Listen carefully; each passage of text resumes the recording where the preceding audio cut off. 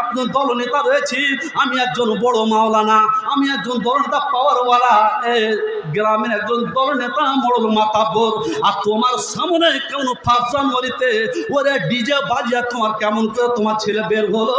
এই হতভাগা নালায়ক ইডিয়েট, 5 জানুয়ারিতে তোমার ছেলে কেমন করে ডিজে বাজিয়া নগ্ন পোশাক পরে তোমার মেয়ে কেন পুরে গেল? এই হতভাগা ইডিয়েট বাবা, তুমি জানো না বিচার মাঠটা কত বড় কঠিন? আল্লাহ পাক রব্বুল ইজ্জত আল্লাহ নবী বলছেন, আলা কুল্লুকুম রাইন ওয়া কুল্লুকুম মাসউলুন আন রাইয়াতিহি।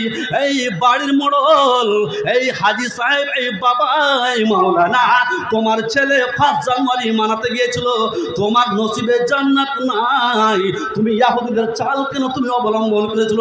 এই নালায়ক ইডিয়েট, তুমি কেন তুমি 5 জানুয়ারিতে, এই মুসলমান কখনো 5 জানুয়ারি মানাতে পারে না, মুসলমান কোনোদিন 5 জানুয়ারিতে ডান্স গান হাঙ্গামা করতে পারে না। ওরে তোর নালায় করে করে ইডিয়েট বাবা, তোমার মতন অযোগ্য বাবা দুনিয়াতে কেন বেঁচে আছে?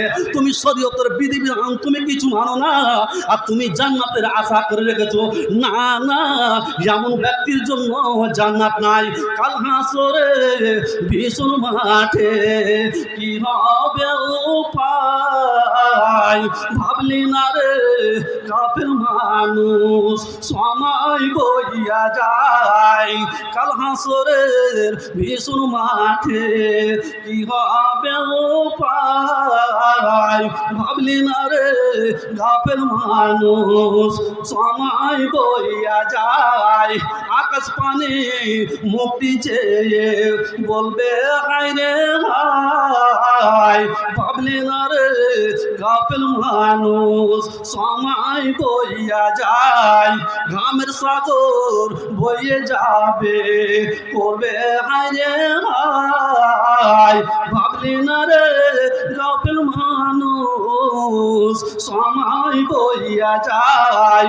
এমন দারুণ গরম হবে, ঘামের সাগর বইয়ে যাবে, নফসি নফসি উঠিবে, ঘটবে ভীষণ দায়।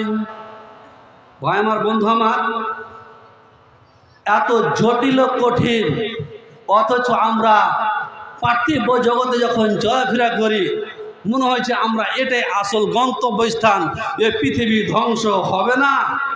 ভাই আমার, প্রত্যেকটা গার্জেনকে সচেতন হতে হবে।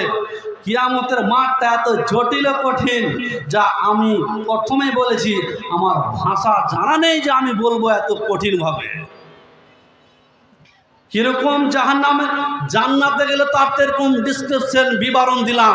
পজিটিভ যার নসিব, যার ডান হাতে আমলনামা লাগবে, যার বাম হাতে আমলনামা লাগবে, তার কি অবস্থা, সামথিং